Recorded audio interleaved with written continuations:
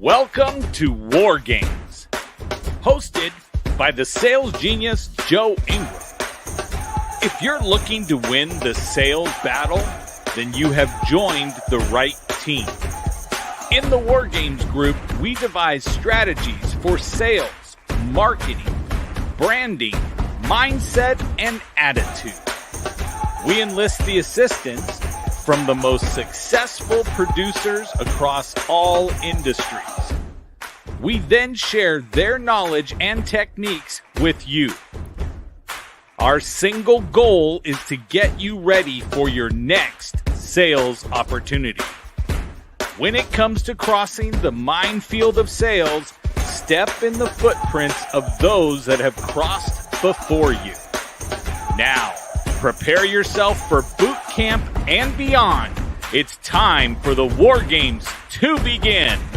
We play a game. Welcome back to the Sales Genius Podcast and the War Games Group. Grateful that you're here. I'm your host, Joe Ingram. Today, we're diving into the story of Bryan Clayton, the entrepreneurial mind behind GreenPal, a platform that is revolutionizing the lawn care industry, right? Because sales come in every industry. From his early days founding Peachtree Inc. and scaling it to $10 million enterprise to launching and growing GreenPal into an 8-figure business. His journey's nothing short of inspirational, and he's here to share the lessons he learned from bootstrapping businesses, understanding customer needs, and executing strategies that lead to exponential growth. Whether you're an aspiring entrepreneur or a seasoned business leader, his insights are bound to spark innovation in your own venture. So I want to get started in learning how we can actually earn 8 figures, right? And create that sales engine. So I'm going to bring up the VIPs we have as well. Brian Galkey's always here with us. Brian, we have JR as well. Natalie sneaking in on the side. Welcome, Natalie. Right. And of course, we're going to bring Bryan, our guest speaker, Bryan Clayton. Thank you so much for joining us today, Bryan, because we are excited to learn from you. Well, thank you for having me on. It's great to be here. Absolutely. So I'm going to move us all around on the screen here. Say, Bryan, switch with me because you're the big dog that's out here. So, Bryan, talk to me a little bit about building a business to that 8 figures. Because I know to some people, they stop and go, I can't even figure out how much money that is. Well, right? Well, thank you. I appreciate the opportunity to do that. So I've done it 2 times in my life. My first business was a landscaping business that I grew from just myself and a push mower to myself and 150 employees, and eventually getting it over $10 million a year in sales. And then it was acquired by a big national company in that industry. And then the second time I did it was with GreenPal, which is the Uber for lawn care services. And GreenPal is now a 10-year overnight success. And now we just crossed the $30 million a year mark. And so both businesses were kind of in the landscaping industry. One was in the blue collar traditional side. The second company, GreenPal, is strictly from the tech side. But I was able to get each of them to over 8 figures, and hopefully GreenPal eventually to 9 figures. And the way I did it was different in both journeys. And I could talk about how I did it in each of them. And maybe you guys can borrow some of my strategies or pick a page out of my playbook. With the first company, GreenPal, with the first company, Peachtree, I learned early on in year 2 or 3 in that business that I wasn't actually in the landscaping business. I had crews and trucks, and we were mowing yards, and we were planting trees and planting sod and things like that. But I guess year 3 or 4, I learned that I was actually in the sales business, and that I had to figure out a way to create a repeatable sales framework if I was ever going to get this business from, at the time, I think it was $1 million a year in sales. And I wanted to get it to 3, 4, 5 million a year in sales. I didn't think it would ever get to 10, but eventually it did. And the idea came to me that I needed to quit trying to sell on price, and that I needed to figure out what it was my customers were trying to do in their business, and figure out how I connect landscaping to that. And the first kind of aha moment that I had was with McDonald's. I courted McDonald's for years, trying to figure out how to sell my services to them and how to land them as a contract. And I would pitch them every year that, hey, I can save you 10% on your lawn mowing, and I would never even get a phone call back. But one time I was at one of the McDonald's locations, and I was in the drive-through, and I looked down, and the whole drive-through was covered with cigarette butts. And I thought, this looks terrible. And I thought to myself, well, my crew can clean all this up every time we come to mow. And so I took a bunch of pictures of it, and then I had my crew go through and clean it all up. And I took after pictures, and I submitted that with our proposal and said, every time we come to mow the yard, we're going to clean up all the cigarette butts. And we believe that this will boost extra value meal sales by maybe 10 or 15%. And it instantly got a phone call back. Instantly got a meeting. And they said, yeah, come in and talk to us more about this. We said, well, we've put together this customized plan for you guys. And yes, we'll clean the drive-through and clean up all the cigarette butts each time. And we'll just do that as part of our weekly service. And they said, okay, we're going to try it with one location. So we did that. And then after a month, they gave us another location. And after 6 months, we got 5. And then a year later, we were doing 30. And then 5 years later, we were doing 150 McDonald's locations throughout the Middle Tennessee area. And when I ended up selling the business, that account was a $500,000 a year account. And so I learned just through going through that I needed to quit trying to compete on price like everybody else, and just try to give a tailorized approach of what is it my customer's trying to do, and how do I match landscaping to that. And so then I began to brainstorm, and I thought, well, apartment complexes, they have a lot of grass, they have a lot of landscaping. How can I tailor this idea to them? And I started attending apartment association meetings, and they would always say, well, the industry average for occupancy is around 93% in Middle Tennessee. And I said, well, give me a list of all the properties that are under that tipping point. And so I got a list of them, and so I started visiting them. I said, hey, I see that you guys are at 87% occupancy. I think with landscaping maintenance, we can get you to 90% in a year. And then in 2 years with this plan, we can get you to 95%. And instantly I was getting contracts based on that. I was no longer banging my head against the wall, trying to figure out a way to be 10% cheaper. And so creating that kind of sales process where we were figuring out a way to solve a problem for a potential customer and tailoring landscaping maintenance with that was the thing that got us from $500,000 to $1 million to then $3 million, $5 million, and ultimately $10 million a year. And it wasn't something that like I figured out over like the course of a month. It took many years to develop, but then I codified that and taught my other salespeople how to run that process. And ultimately, that was the reason why the business was acquired. The company that came in and was looking at the business, they were like, wow, this is a really good system you have. We'd like to apply it to our other locations. And that's one of the reasons they bought the business. So if I can interrupt for a second. So you didn't walk in and say, you weren't selling, right? I'm just trying to break it into my head, right? You weren't selling landscaping, right? That's where right. Everybody else would be thinking, right? Because you go, how are you going to get to this much money a year if you're just pushing a mower?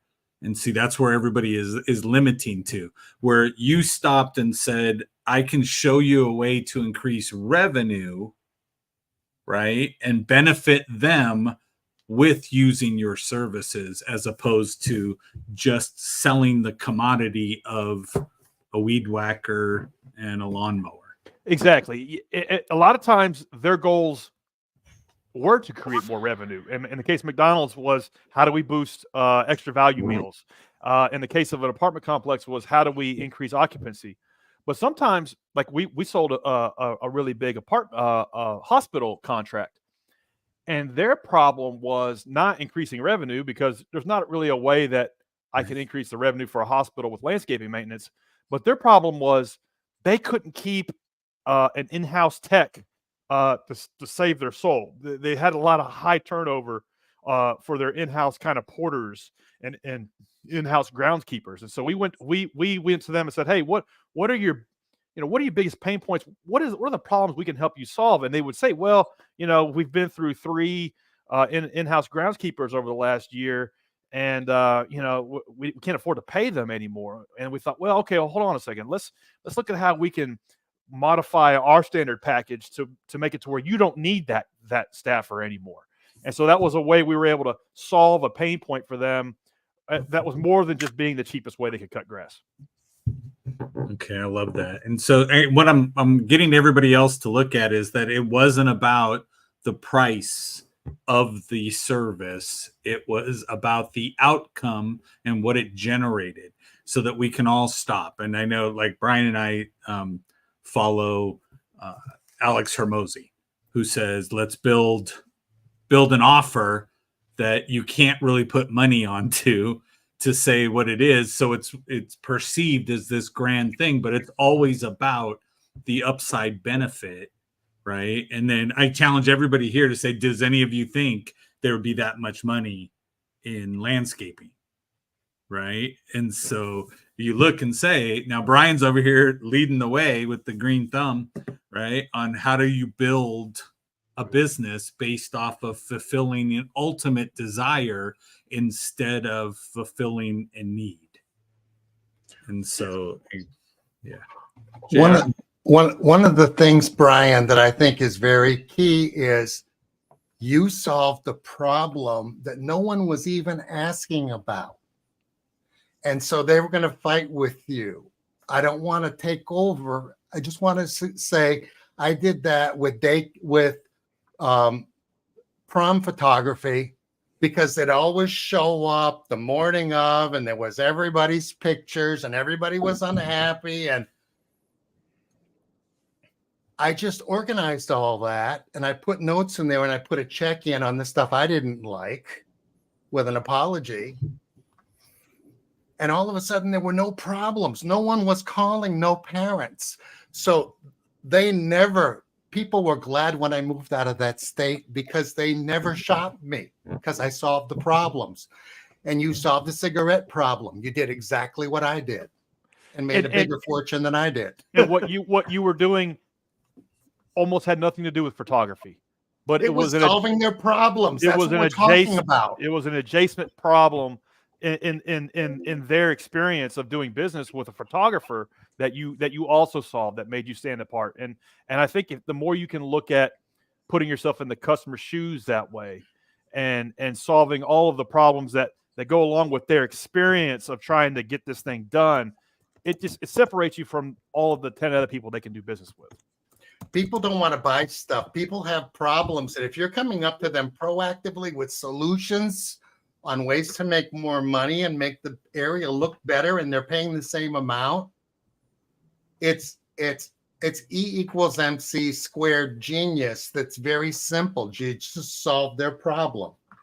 Exactly. And which, by the way, this stuff is more difficult to do than the standard traditional way that your competitors are doing it. And at the time I was selling my services on price, and all of my competitors were too. We're the cheapest way you can get this done. We'll beat your existing contract by 10%. We'll save you money on your landscaping maintenance. We'll help you hit your budget numbers, because we're going to save you on your facilities services costs. And that's a race to the bottom. And that's a way to go out of business real quick. And the more difficult thing to do is to literally put yourself in the shoes of your customer and try to figure out, okay, how do I just make their life easier? And how do I discover that? And how do I go through the motions of trying to figure out what I could do differently than my competitors? And does that enable you to charge a premium like of 30 or 40%? No, but it takes you out of the dynamic of selling on price, which is a quick way to go out of business. Yeah, I like that you actually just had your crew go out there and mow it and get the cigarettes, and you didn't say, pay me first and then I'll do it and you'll see the difference. Now, it's funny because some people would have stopped and go, well, I don't know, I'll get sued. I'm not supposed to cut their lawn, but instead you just go do it, show the value, and then they'll take action on it. Joe and I have a friend that's the way he got in touch with the celebrities. He went through the website and said, you need to fix this, this, this, and this. If you want me to do it, cool. If not, just give it to your website person. And that's the difference, is most people have their hand out first before they help. Right. And that's why they don't grow. You've got to add value before you ask for anything, and you have to show the evidence of it. There's, how do they know? They don't know you. They don't know me. How do you show the evidence of what it is you can do? And a lot of times that just means, instead of contacting 100 people, it means contacting 5 and literally creating the evidence for them to where your offer is so good they can't say no. It's like, yeah, no, you've done the work. Okay, 99% of people aren't willing to do that. I will do business with you. Even though maybe you are a little more expensive or maybe a little less qualified, you were willing to do the little bit of extra work and create that evidence to make your offer a no-brainer. You're doing whatever it takes, Bryan. You're a concierge. That's right. You're coming in and solving a problem. Here goes Mr. One Note again. You're solving a problem, and that really differentiates you. And unless if they want to talk to some other schmo, like the two bald-headed guys knocking on your door, you don't want us. We're problems. You want no problems. So you stay with, what's his name? Oh, yeah, Joe Ingram. You stay with his business.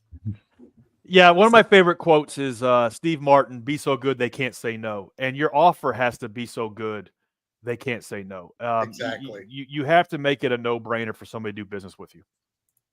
So, Bryan, if I can jump in again, because I'm annoying like that. But so if you look back at Peachtree, right? That was the first one that you built up and did. That's right. So you had to cut your teeth and learn your lesson there. Okay. So you learned your lesson with Peachtree. So as you took those lessons forward, how did it change your approach to building the Green Pal?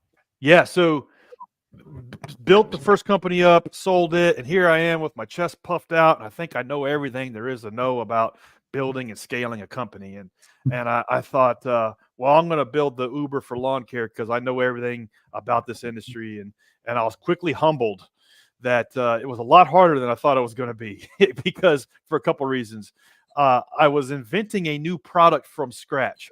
It didn't exist.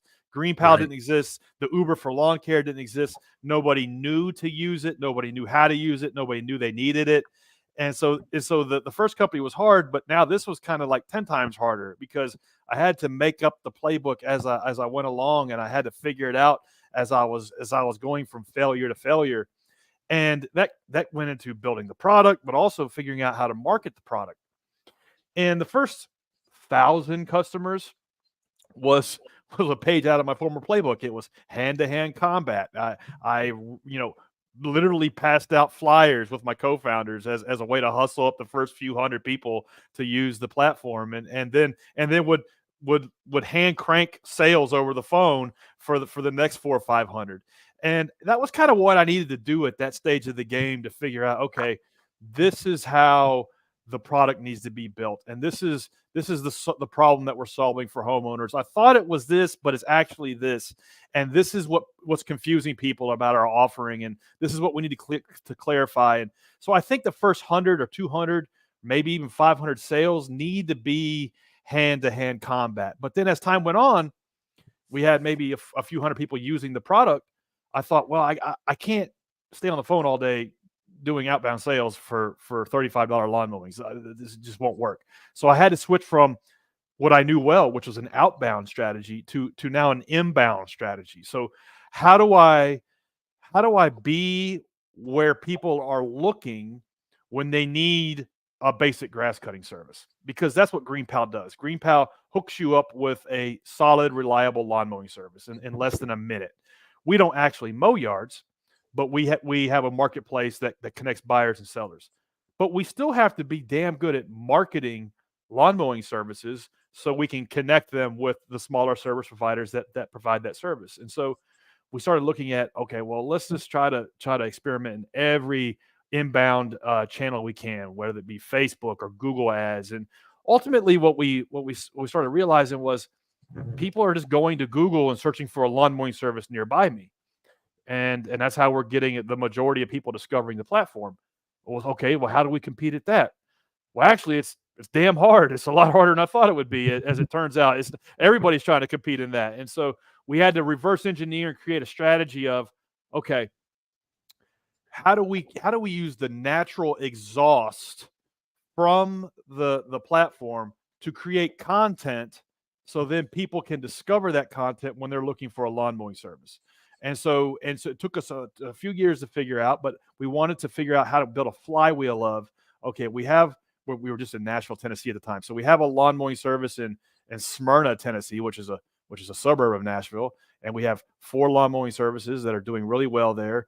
Okay, how do we create the information from those individual business owners and the data that we're collecting around them in terms of how often they show up on time, how often are they getting hired for other services like shrubs and mulch, and how often are they getting booked for a second and third mowing, and all of this data that we were collecting, kind of the natural exhaust of the business, and then package that up into a landing page to where when somebody's in Smyrna looking for a lawn mowing service, they come across this property that we've created just from the flywheel of the business. And so that was, and then we started doing that all over Middle Tennessee. And then we started figuring out a way to do it all over Atlanta, Georgia, then Tampa, and eventually every city in the United States. And so the first business was very much an outbound strategy. The second business is an inbound strategy. And they're two very different strategies. And I think it's important to know which strategy is best for your business and what you're doing. And in the first business, outbound was the right fit. In the second business, inbound is the right fit. We want to be where people are looking when they need a lawn mowing service, and that's how we do it. So I'd like to point out the real key thing for everybody who's watching, right, and paying attention, whether it's on the replay or not. Understand that he said it. It took us a couple years to figure this out. So for everybody who's sitting there saying I need to get this done in a week, right? I think we always set the expectation to be so off compared to what it actually takes. And I know that would actually let people sit back and say, oh my goodness, now I must really suck because I didn't do it. I'm so glad you brought that up because we see the allure of the overnight success in the business press and in the tech press, and we think something only took a year to build, and there are no overnight successes. It's always 3, 4, 5, 6, 7 years, and a lot of times that founder was working on the business and it was called something different, or you had never heard of it until it broke out and it just seemed like an overnight success. These things always take time, and I think it's important to work this like a video game, and work how you invent your sales engine like a video game. Just take it one level at a time, and don't worry about any other levels except the one that you're on. And so the way when I was building GreenPal that we looked at it was transactions per week. That was the one number we really cared about, and the first goal, the first level was 100 transactions per week. I just wanted to do 100 transactions a week, and I didn't care about anything else. That took 2 years. It took 2 years to get to where just 100 people would use the damn thing. Thank you for saying that. Yes, but because I'm over here going, okay, great. I'm going to go down. Transactions per week is not what I'm looking for, right? So I'm like, okay, so what am I looking for? And then you said that, I was like, oh, thank goodness, right? Yeah. What are you doing? What is that one? Well, without hitting all that volume, but come on, there needs to be time. Yes. The inventor of that great portable grill, George Foreman, said before a fight, he has a perfect plan until the first punch comes off his head. Exactly. Yeah. And business what you're saying, is that fluidity way. And just you have a plan, but key to your plan is you know where you're starting, and you're gonna make your mistakes and let it end up where it ends up. But you just don't give up, and you don't care about anything other than the one level you're on and what that goal is. Because knock that goal down, and then I knew if I get to 100, I can get it to 1,000. And if I get it to 1,000, I can get it to 5,000. If I get it to 5, I can get it to 10. But I wasn't worried about 10,000 when I was trying to get to 100. I just worked at one level at a time with all of the intensity that I had, and tried to figure out what is the repeatable process that's going to get me to the next level. And sales cures all, but you have to figure out what is the engine that's going to drive that sales. And if you try to worry about a big number like 5 or 10,000 transactions, as it was in my case, I never would have been able to get any kind of flywheel going.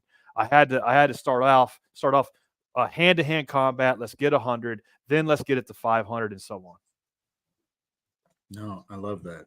So again, to some of us, like if I look at Ty down at the bottom, the car guy down there, right? It's going to be how many appointments per week, right? As far as one of the key factors, right? Like me, I'm saying, okay, how many meetings per week is it that I would need to be focused on, and then build that engine to generate the meetings, because then you close on the meeting.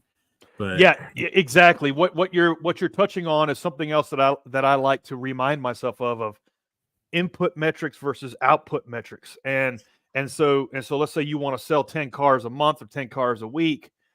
How many meetings do you have to book to move 10 cars? And for me, let's say I wanted to do 1,000 transactions in a week.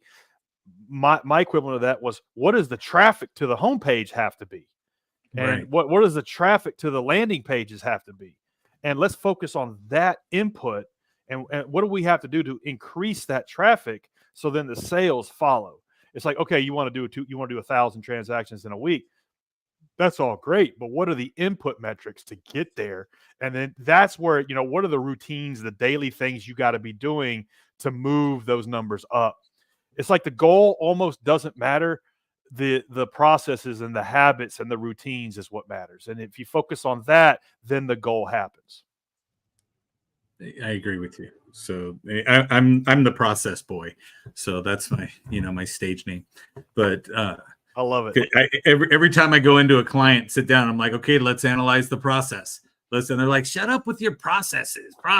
I'm like, look, when you deal with people in sales, it's really difficult to get them to follow a process. So it's mandatory we have a substantial process that somebody can actually get in and produce with as it goes in. But no, I love that. And so I'm not a fan of activity for no reason. Yeah, and that process, you're always refining and improving it and listening to what customers are telling you, and you're making it better and better. It's almost never done. And it's always getting better and better and better based off of what customers are telling you and sales that you're closing versus sales that you're not closing. I experience this in a digital way today. We are always experimenting with different offerings. So we'll run little experiments and little A/B tests for different landing pages. And is this the cheapest lawn care service in Nashville or the fastest lawn care service in Nashville? Okay, let's see which of those offers resonates better, and then let's double down on the one that outperforms the other. And if you're willing to constantly experiment and tinker with the process and make it better and better, that's how you win. I heard somewhere, show me somebody who is constantly experimenting with the business, and I'll show you a winner. And it's like, if you get stuck in these kind of ways that kind of work, but you're not really satisfied with the results, you got to be willing to experiment and tinker and tune that process to make it better. Right. And some people are just at the point where they say, in order for me to get to the next level, I have to work hard. And I don't want to do that. Yeah. You got to work hard and work difficult. You got to do the difficult work. And that's the stuff nobody wants to do. And, it's like we're sold this myth that, if you just work hard, you'll succeed. And what they're not telling you is no, you have to work hard on the difficult stuff. And the difficult stuff is creating that sales script, creating that process, looking through the spreadsheet and saying, okay, I had 100 meetings this week. I closed 3. What happened on the other 97? Listening to the phone call recordings, diagnosing and tinkering with that. That's difficult. You got to be willing to do the difficult work. And it's like, we've all probably had employees and business partners or people we've seen in business that work really hard, but they never get anywhere. And it's because they're just kind of working hard in the business. They're not working hard on the business, and they're certainly not working on themselves. And so those are the difficult things we got to hold ourselves accountable to do.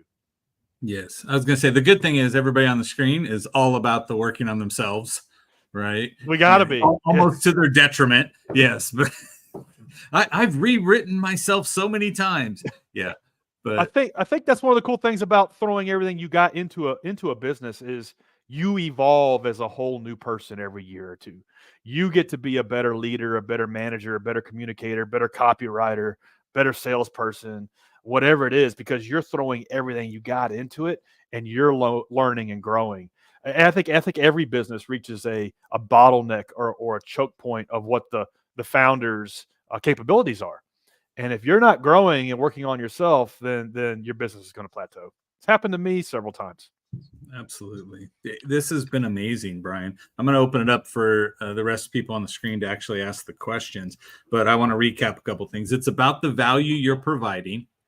Okay. Stop going for the price and comparing, right? Again, if you apples to bananas, 2 different price points, right? If the person needs potassium, he doesn't need the apple. Go with the banana.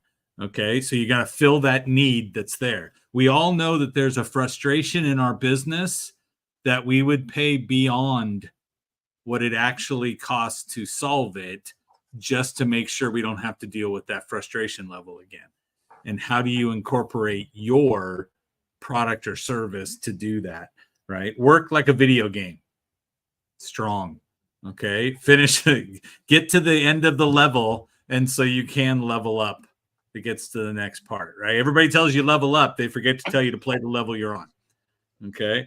That comes up. Find everybody. I'm going to ask everybody on the screen. So get ready for this one, right? I want everybody to look at it. And what Bryan brought forward was he focused on one single metric that he believed would provide him the growth that he needed for this engine, the gasoline for this engine that he's building to get to 8 figures. And so I want to ask everybody, what is one metric that you're committing at this point to say, I need to start tracking and I need to start going forward, right? So for me, like I said earlier, mine is how many meetings per week that I'm going to have with prospects, because that's what's going to drive me getting it done. And that doesn't have to be me doing all the meetings. I have people to do meetings, but that's where I need to stop and say, if I increase the meetings per week, then I know it will result in closes per week, which will result in additional training clients and going through. So who am I going to pick on first? Ty, the one who doesn't want to work hard. Yes. I feel like I already worked so hard. Why do I have to keep working hard? I don't know. Something about it. So I heard Billy Jean ask recently on a YouTube video. He said, well, how many people do you actually ask to buy a day? He said he heard that from Frank Kern. So hold on.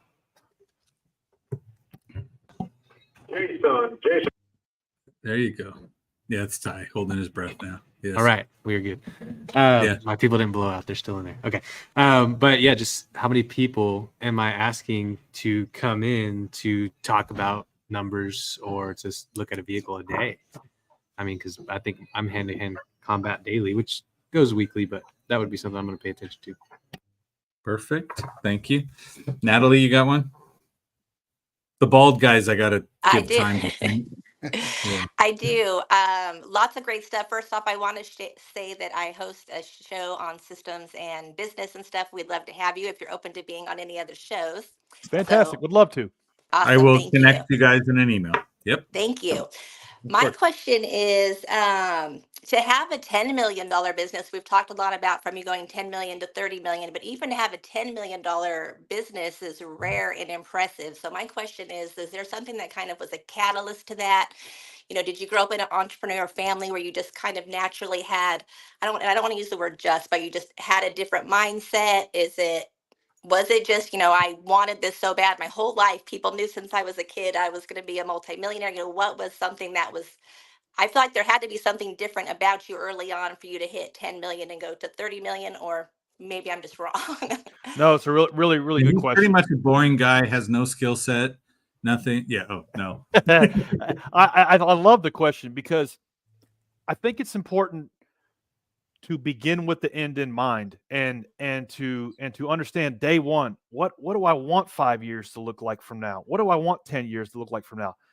I really just had a chip on my shoulder. I wanted to build something big in my marketplace, and I wanted to build something successful, and I wanted to build something profitable, and I just made a decision that that's what I wanted 10 years from today to look like. So I kind of had that goal from day one, and really it wasn't a hard thing to do to pour every dime back into the business, to buy more equipment, to hire people. There were many years where people that worked for me took home more money than I did.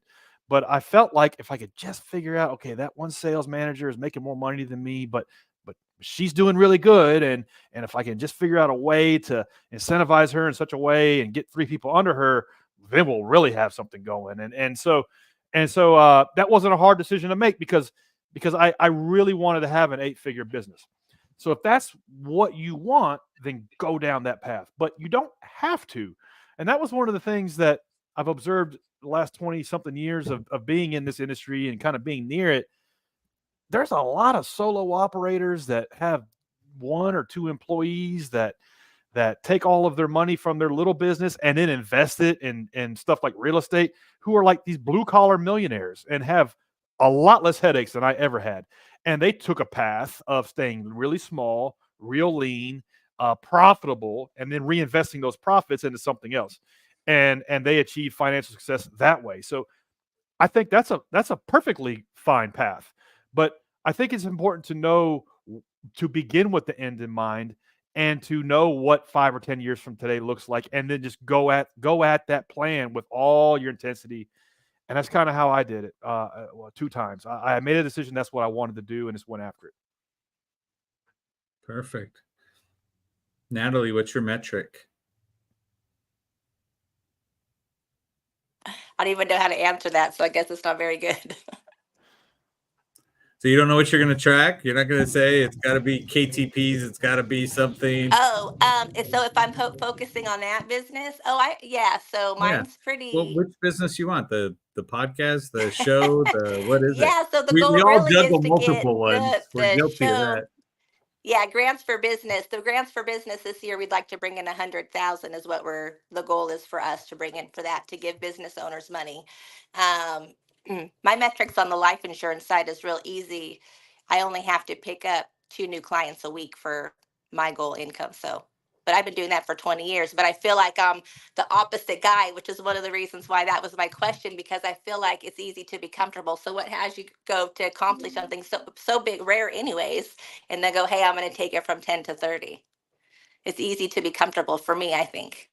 Yeah, it really is. And I think you kind of have to, you have to make that bet early on, and because there's going to be many years when I was building my first company and my second company that I reinvested every dime of profit back into the business. And I'm there was many years where I only made like 20 grand a year running that first company, but every dime was going back into it because I kind of had a chip on my shoulder. I wanted to prove that I could, to myself, that I could build something that big. And then once I got to 100 employees, I realized this isn't all about me. This is about the people that work here and their livelihoods. And that kind of unlocked a new level of the game. But you don't have to do that. And it's like, it's not for everybody. So I think it's important to understand what those goals are for yourself, and to just go all in on one path or the other. Fantastic. All right, JR. Well, it's been a great time, Bryan, with a lot of great insight. Focusing on the one metric is difficult as an entrepreneur because we're always squirrel. And the same is true with, if you want to get big, you knew where you wanted to be. So according to Tom Peters, you were 80% of the way there if you had a detailed plan. And the other 20% not only is doing it, but not doing the squirrel thing, looking at everything and saying, is this my 10 million bucks or isn't it? And if it isn't, it makes life very easy. What you did, people don't want to do it that way. What I want to do is the same thing when I grow up. Joe picks on me all the time as being the old guy here. But what I want to say is, if you stop growing, you atrophy and you die, whatever your age is. So he's stuck with me for a while because I'm still challenging myself. And I'm still challenging, as he would say. He is challenging. Yeah, very. But what I wanted to ask you about is, when all of this was coming, because number one, kudos, because you got the key and you followed it till you got to the other side of the rainbow. But was there a fear of, once it got too big, which I personally experienced? Don't worry, no personal stories, but when you got bigger than your paradigm and you couldn't expand your paradigm, you were trying to reduce it down to that. Did you experience anything like that? Absolutely.